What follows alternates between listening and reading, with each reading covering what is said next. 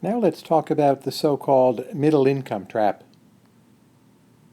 The so-called middle income trap refers to the fact that a lot of countries reach a particular standard of living, broadly called middle income, but then they don't break through to being fully developed, fully wealthy countries.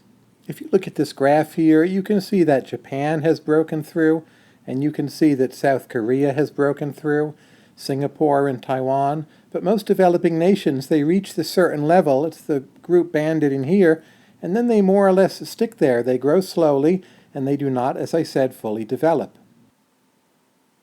There's a paper by Barry Eichengreen and two co-authors that runs some specific numbers, and what they find is that by the time countries get to the general range of $17,000 a year income per capita, that their growth rate on average is falling from 5.6% to 2.1%, which is a pretty steep tumble.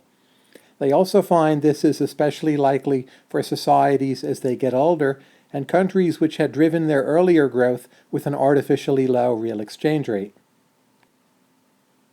I don't think we have a good scientific understanding of the middle income trap, but there are a number of plausible hypotheses for what exactly goes wrong. One possibility is simply as the country becomes wealthier, its wages go up and it can no longer compete as simply being a place with a lot of cheap labor.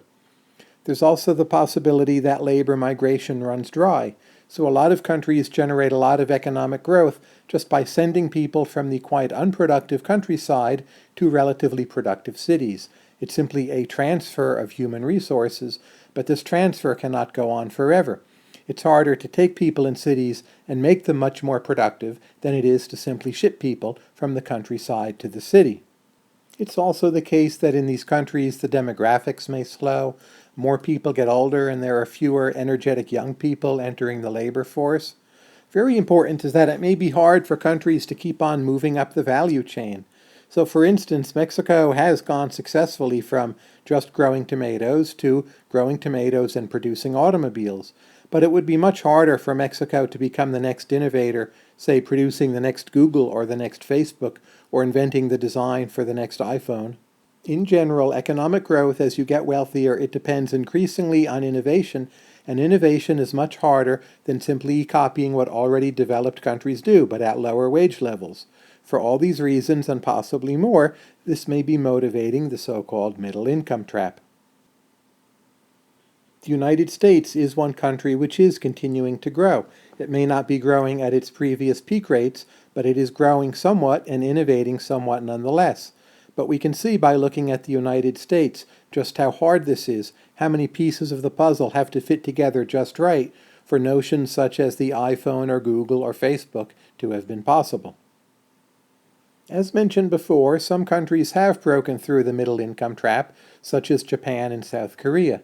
And the way they have done it is by a combination of factors, but they have continued to invest in economic specialization, they have improved their systems of education, they have worked at being innovators, they have moved to democracy, they have thick middle classes which demand decent results from their governments, and maybe most importantly, putting these all together, for a country to break through the middle income trap, it has to be capable of producing large-scale institutions at world-class levels.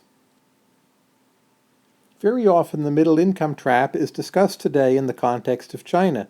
Will China continue to grow at outrageously high rates, or will the Chinese economic miracle slow down considerably and China would then be caught in the middle income trap?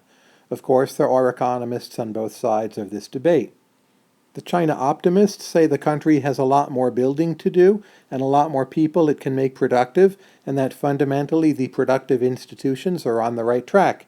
The pessimists point out that a lot of Chinese institutions appear to be of relatively low quality, and China has progressed a great deal by copying production methods and by lowering their costs, but that China is not really close to being a major innovator.